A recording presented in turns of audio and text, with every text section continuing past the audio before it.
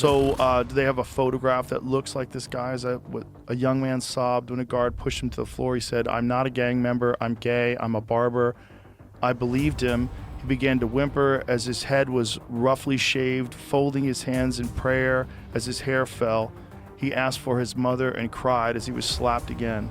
Jesus Christ. Hello and welcome back to Liberal Breakdown. Joe Rogan finally commented on this absolutely dystopian nightmare that's happening right now. Trump's administration is going full authoritarian with these mass deportations, and sure, nobody wants violent criminals roaming the streets. But let's be real, this isn't about targeting just gang members. This is about sweeping up innocent people, violating their human rights, and throwing them into one of the most dangerous prisons on the planet. I read some story. Was it Glenn Greenwald? It was. Yeah. The Gay Barber guy. Yeah. Yes. It's scary, man. Is that true? Is that story accurate? I don't think we know. Can you explain the story for people that don't know? Well, from what I read, I think it was in Time magazine, Jamie, if you can pull it up, and maybe we can get it accurate. But basically, with a bunch of these Agua guys, allegedly they got at least one guy who wasn't a criminal, who was just a gay barber, who I think, according to the story, came here legally.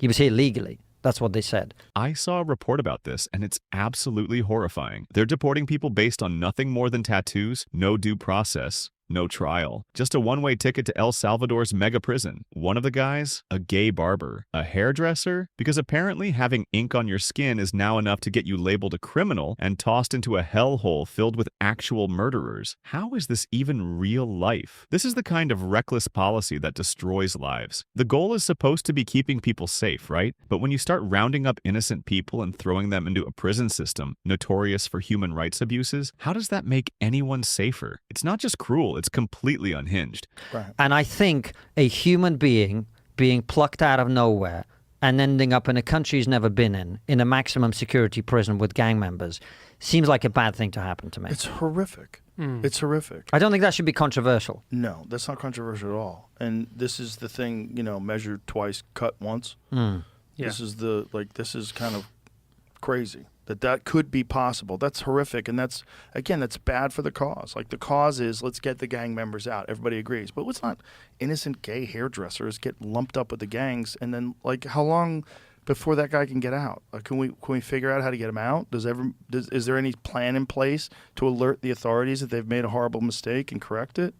Well, if you think about it from a government perspective, and this is where I think it gets quite sinister, is once you've done that, the incentive structure is never going to be to admit that and deal with it. The incentive structure is to say nothing, to cover it up, to pretend it didn't happen, right? That is horrible. So someone ends up in a black hole, but we've seen it. And here's what makes it worse. Once these people are in that prison, they're basically forgotten. What's the plan to fix these mistakes? Who's fighting to get them out? Oh wait, there is no plan. Because admitting a mistake would mean showing weakness, and in Trump's world, that's worse than actually ruining people's lives. This is why people don't trust the system anymore. You can't just throw people into a nightmare situation and expect zero backlash. You have to get it right. But instead, it's all about optics, looking tough on crime, even if it means innocent people get chewed up and spit out by the system. And the worst part? Nobody in power is going to admit they screwed up. Because that's politics now. Never say you were wrong, never fix the damage, just keep pushing forward like the lives you're destroying don't even matter. It's disgusting. Listen, we all want safe communities, but there's a right way to do this, and there's a way that turns America into a police state. And right now, we're looking a lot more like the latter. That's the thing about politics, right? Never admit your fault. Never admit you're wrong. It's so dumb. And this is the thing we're seeing with the signal thing, and this is the thing we're seeing with this. It's like,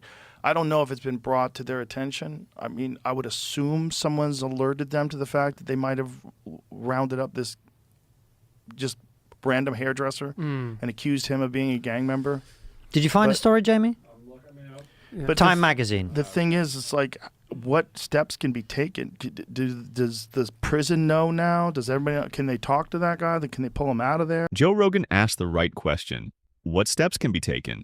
That's exactly what we need to focus on. Because when someone, an innocent person, is trapped in a foreign prison because of a reckless decision, the real question isn't just, how did this happen? But how do we fix it? Can they talk to this barber? Can they pull him out of there? Those aren't just random questions. They're about action. If there's someone who holds the key to the truth, why aren't we pressuring the right people to get answers?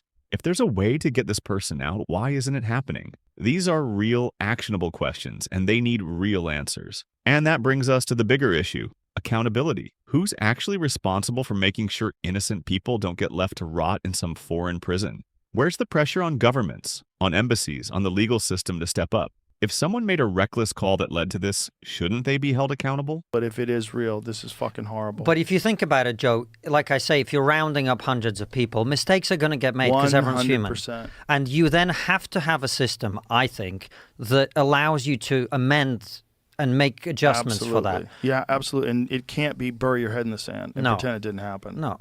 Yeah. And this is the trouble with government. The incentive structure is all wrong. Like, to admit that is now embarrassing. That's crazy. Right? So the mistakes like that have to be corrected if you want reasonable people to be on board with you. Correct. Yeah. Correct. Yeah. If you want, compassionate people to be on board with you, you can't deport gay hairdressers seeking asylum. That's fucking crazy. And then throw them in an El Salvador prison. That's not even his country. right. You deport Exactly. people back to their country. Right. It's nuts. Fresh polling from Harvard Caps and Harris X shows President Trump's favorability rating did lose 3 points. Now, 49% of respondents approve of him, while 46% disapprove. The other 5% don't know. As you might expect, 86% of Republicans view him positively. Only 18% of Democrats do. Notably, 41% of independents also approve. Overall, the mood of the country is down, with the majority, 49% of respondents, so I guess that's the plurality if you want to be technical about it, saying the country is on the wrong track. 41% say it's on the right path. When it comes to the economy, people's views remain unchanged from last month. 53% say the economy is weak versus 47% who feel it's strong. So, let's talk about the latest polling on Trump's second term, because it's exactly what we expected. His approval rating just dipped to 49%, down from 52% last month. And while his supporters will tell you it's just a small drop, let's be real, this is part of a larger trend. The more people see of his policies, the more they realize how disastrous they are. Trump's biggest support comes from Republicans. No shock there. But even 12% of his own party disapproves of how he's handling things. And when you look at Democrats and independents, 79% of Democrats and half of independents say they're not happy with his presidency. That's huge. These are the voters he needs to win over if he wants any shot at keeping momentum. Even on the issues he's supposedly strong on, like immigration, his numbers are slipping. Last month, 56% approved of his handling of it. Now, that's down to 53%. Why? Because people are waking up to the fact that his so-called tough policies don't actually solve anything. They just create chaos and cruelty. And the economy? Yeah, that's definitely hurting him. His approval there is falling, and it's no wonder. His tariffs are hurting American businesses. The stock market is unpredictable, and let's not forget, he's pushing massive cuts to the federal government that are leaving people worse off. Here's the real takeaway. More than 4 in 10 voters now say Trump is doing worse than expected. That number jumped 7 points just since last month. People aren't just disappointed, they're realizing they were lied to. He ran on fixing the economy, but it's shaky. He ran on keeping America safe, yet his foreign policy is a mess. He ran on draining the swamp. And here we are. More corruption, more chaos, and less accountability. The reality is, Trump started this term with some of his highest approval ratings ever, and even those are fading fast. His supporters may try to spin this as just a minor dip, but the numbers don't lie. The more time goes on, the more people realize he's not the leader they thought he was. So, the question is, how long before even his most loyal voters start jumping ship? That's it for now. Comment what you think, and don't forget to like and subscribe.